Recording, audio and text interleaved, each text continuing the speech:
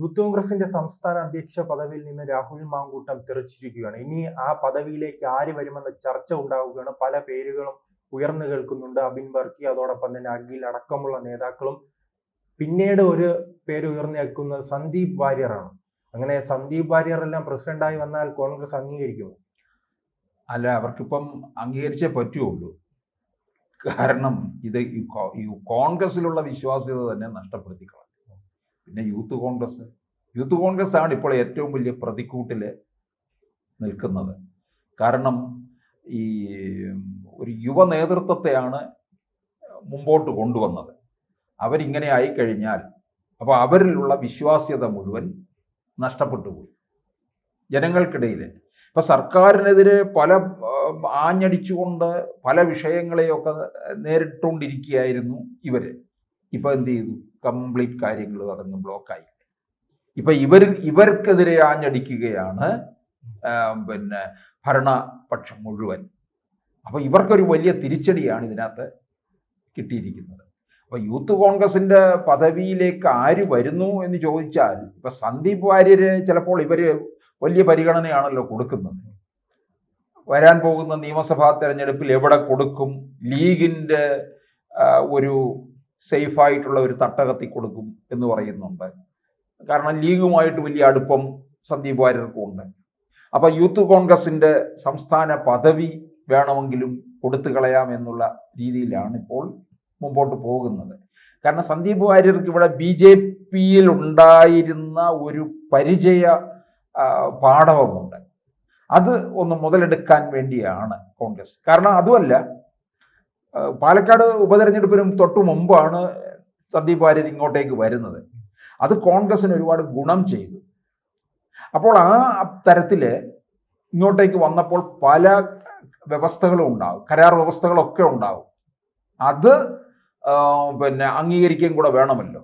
അപ്പം സന്ദീപ് വാര്യരെ ഉയർത്തിക്കൊണ്ടുവരുമ്പോൾ യൂത്ത് കോൺഗ്രസിൽ തന്നെ പലർക്കും അതൃപ്തി ഉണ്ടാവുകയും ചെയ്യും. കാരണം ഇവിടെ ജന്മം കൊണ്ട് തന്നെ പ്രത്യേകിച്ച് VD സതീശനുമായി ബന്ധപ്പെട്ട് അദ്ദേഹം കുറെ യുവാക്കളെ വളർത്തിയെടുക്കാനുള്ള ശ്രമം നടന്നിരുന്നു. അതാണിപ്പോൾ അദ്ദേഹത്തെ എതിർക്കുന്നവർ ചൂണ്ടിക്കാട്ടുന്നത്. വെറുതെ നേതാക്കളെ വളർത്തി അവരുടെ സ്വഭാവം പരിഗണിക്കുകയോ അവർക്കെതിരെ പരാതി വരുമ്പോൾ അത് പരിഗണിക്കുകയോ അതിനൊന്ന് ശാസിക്കുകയോ ചെയ്തിട്ടില്ലെന്നാണ് VD സതീശനെതിരെ ഉണ്ടാകുന്ന വിമർശനം. അത് ഈ കടൽക്കിഴവന്മാർക്കെല്ലാം കൂടി ഇളക്കി വിട്ടതാണോ എന്നൊരു സംശയമുണ്ട്. കാരണം അവരുടെ പിന്നെ ഇടപെടലുകൾക്ക് കുറഞ്ഞു വരികയാണ്.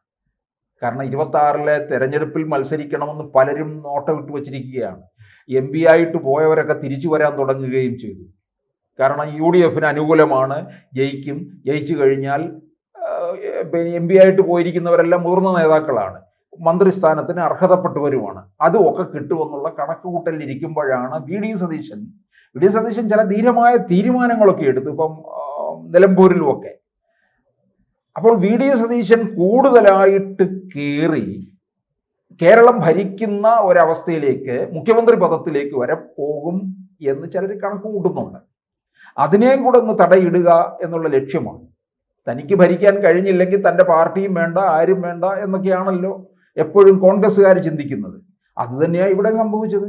ഇത് കോൺഗ്രസിനകത്തുള്ള ആരോ എടുത്ത് ഉള്ളിൽ പണിഞ്ഞ കാര്യം തന്നെയാണ്. നമുക്കറിയാം ഇതൊക്കെ കോൺഗ്രസ്സുകാരിലുണ്ട്, CPMകാരിലും ഉണ്ട് ഇങ്ങനത്തെ കാര്യങ്ങളൊക്കെ. പക്ഷെ ഇത് കോൺഗ്രസിനകത്ത് നിന്ന് തന്നെ ഇത് വന്നിരിക്കുന്നു. അപ്പോൾ അതുകൊണ്ട് എന്ത് പറ്റി? 26-ലെ കാര്യം ഇവർക്ക് വലിയ പരിങ്ങല്ലാണ്. 26-ലേക്ക് കുറേ സമയമുണ്ടല്ലോ എന്ന് കരുതാം. പക്ഷേ ഇത് വേണ്ട തരത്തിൽ LDF ഉപയോഗിക്കും, CPM ഉപയോഗിക്കും. കാരണം അവർക്ക് മൂന്നാം വട്ടം എങ്ങനെയെങ്കിലും അധികാരത്തിൽ വരണം. പിന്നെ BJP ഉപയോഗിക്കും. ഇവർക്ക് കിട്ടിയിരിക്കുന്ന ഈ അടി അവർ നന്നായിട്ട് ഉപയോഗിക്കുന്നുള്ള. കാരണം BJPക്ക് കുറേ സ്പേസ് ഉണ്ടാക്കിയെടുക്കണം ഇവിടെ. ഇതിനകത്ത് ഇപ്പോൾ സംഭവിക്കുന്നത് എന്താണെന്നറിയാമോ? BJPയുടെ നേരത്തെ പറഞ്ഞിരുന്ന മണ്ഡലങ്ങളിലെ വിജയം ഏതാണ്ട് ഉറപ്പിക്കാം എന്നുള്ള ഘട്ടത്തിലെത്തി. കാരണം ഇവരുടെ വോട്ട് കുറയും. എന്നാൽ ഇത് മുഴുവനായിട്ട് CPMലേക്ക് LDFലേക്ക് പോകത്തില്ല. കാരണം ഭരണവിരുദ്ധ വികാരമുണ്ട്. ഈ ഭരണവിരുദ്ധ വികാര വോട്ട് രണ്ടിടത്തായിട്ട് ചിതറുകയല്ലേ ചെയ്യുന്നത്. BJP NDAയ്ക്കും UDFനുമായിട്ട്. അതിനി UDFിൽ ഈ പ്രശ്നത്തിൻ്റെ പേരിൽ അതങ്ങ് ഇല്ലാതാകും. അത് NDAയിലേക്ക് വരികയും ചെയ്യും. അപ്പോൾ ഇവർ കണക്ക് കൂട്ടുന്ന ഈ 11 A ക്ലാസ് മണ്ഡലം വിജയം ഉറപ്പായിട്ടുള്ള മണ്ഡലങ്ങൾ, അവിടെ വിജയം ഒന്നും കൂടി ഉറപ്പിക്കാൻ കഴിയുമെന്നുള്ളതാണ്. അതോടൊപ്പം തന്നെ ഇനി കുറെ വർഷത്തേക്ക് കോൺഗ്രസ് ഉറപ്പിച്ച ഒരു മണ്ഡലമായിരുന്നു പാലക്കാട്. പാലക്കാട് മണ്ഡലത്തിൽ ഇപ്പോൾ വലിയ പ്രതിസന്ധിയാണ്. അദ്ദേഹത്തിന് ഇനി പുറത്തിറങ്ങി നടക്കാൻ കഴിയുമോ എന്ന് സംശയമാണ്. അല്ല, അവിടെ പിന്നെ ആൾക്കാർ ജനങ്ങൾ കവളം മടലും വെട്ടി വെച്ച് നിൽക്കുകയാണ്. അവിടെ പല പരിപാടികളിലും MLA എന്നുള്ള രീതിയിൽ ഔദ്യോഗിക പരിപാടികളിൽ പങ്കെടുക്കണമല്ലോ. പങ്കെടുക്കാൻ ഇവിടെ ഇവർ കയറ്റുമോ? BJPക്കാർ കാലൂത്താൻ അനുവദിക്കത്തില്ല. അതുമല്ല, പാലക്കാട് ഷാഫി പറമ്പിലും BJPയും തമ്മിൽ നല്ല ശക്തമായ മത്സരമാണ് 16-ൽ 21 നടന്നത്. 16 ശോഭാ സുരേന്ദ്രൻ മത്സരിച്ചു, 21 വന്നിട്ട് ഈ ശ്രീധരനായിരുന്നു മെട്രോമാൻ. ആദ്യഘട്ടം മുഴുവൻ ശ്രീധരനല്ലേ ജയിച്ചത്. അപ്പോൾ BJP ആദ്യ അക്കൗണ്ട് പാലക്കാട് തുറന്നു എന്നുള്ള മട്ടിലാണ് വാർത്ത വന്നുകൊണ്ടിരുന്നത്. ഷാഫി പറമ്പിൽ വലിയ ഭൂരിപക്ഷം കിട്ടിയില്ല, പക്ഷേ 3000 വോട്ടിന്റെ ഭൂരിപക്ഷം. 3000 വോട്ട് എന്നൊക്കെ പറയുന്നത് വളരെ കുറവാണ്. അപ്പോൾ അതാണ് ഒരു 2 പഞ്ചായത്തിൽ മുന്നേറ്റം ഉണ്ടാക്കാൻ കഴിഞ്ഞതുകൊണ്ടാണ് ജയിച്ചു കയറിയത്. അപ്പോൾ ഈ ഇപ്പൊ പാലക്കാട് നഗരസഭ തന്നെ, മുനിസിപ്പാലിറ്റി തന്നെ BJPയുടെ കൈകളിലാണ്. അത് ഇനിയും നിലനിർത്താനാണ് അവർ പ്രയത്നിച്ചുകൊണ്ടിരിക്കുന്നത്. അപ്പോൾ ഇത് പാലക്കാട് ഇവരുടെ കയ്യിൽ നിന്ന് പോകുമെന്നുള്ളതാണ്.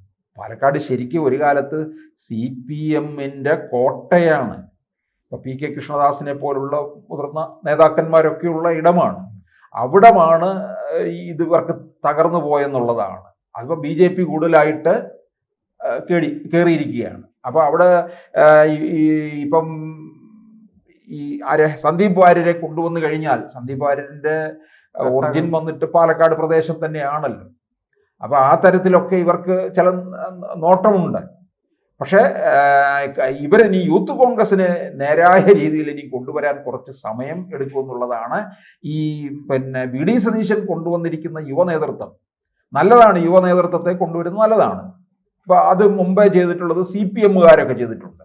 CPMൽ പക്ഷേ ഇക്കുറി അവർ കൊണ്ടുവരുന്ന യുവ നേതൃത്വം എല്ലാം പാഴ്വസ്തുക്കളാണ്, രാവിലെ തന്നെ തോക്കുന്നവരാണ്. പക്ഷേ ഈ കോൺഗ്രസ്സുകാർ ഈ യുവ നേതൃത്വത്തെ കൊണ്ടുവരാൻ വളരെ വൈകിപ്പോയി എന്നുള്ളതാണ്. ഏറ്റവും കൂടുതലായിട്ട് നമുക്കറിയാം, എല്ലാവരും ഇപ്പൊ കൊടിക്കുന്നിൽ സുരേഷിനെ പോലുള്ളവരൊക്കെ 8 തവണ MP, ഇനി അതും പോരാഞ്ഞിട്ട് കേരളത്തിലേക്ക് വരാൻ പോവുകയാണ്, ഇവിടെ നിയമസഭയിൽ മത്സരിച്ച് മന്ത്രിയാകാൻ വേണ്ടി. അപ്പോൾ അതിങ്ങനെ നീണ്ടു പോയിക്കൊണ്ടിരിക്കുകയാണ്. അപ്പോൾ ഇവർക്കൊക്കെ അരിശമുണ്ടാക്കുന്ന കാര്യമാണ് VD സതീശൻ ചെയ്തുകൊണ്ടിരുന്നത്. PC വിഷ്ണുനാഥ്, അതുപോലെ തന്നെ ഷാഫി പറമ്പിൽ, പിന്നെ ഈ പറഞ്ഞതുപോലെ അഖില്, അങ്ങനെ ഒരു വലിയ നിരയുണ്ട്. എപ്പോഴും ഏതിനകത്ത് ഒരു സെക്കൻഡ് നിര തയ്യാറെടുത്ത് നിൽക്കണമല്ലോ. ആ സെക്കൻഡ് നിരയെ ഒരിക്കലും വളർത്താത്ത ഇടമായിരുന്നു കോൺഗ്രസ്. അതുകൊണ്ട് എന്താ പറ്റിയത്? ഒരാള് VD സതീശനെ പോലുള്ള, VD സതീശൻ ഒരു ഈ യുവ നേതൃത്വത്തിന്റെ ഒരു ഹരമായിട്ട് മാറുകയും ചെയ്തു. അത് നമുക്കറിയാം.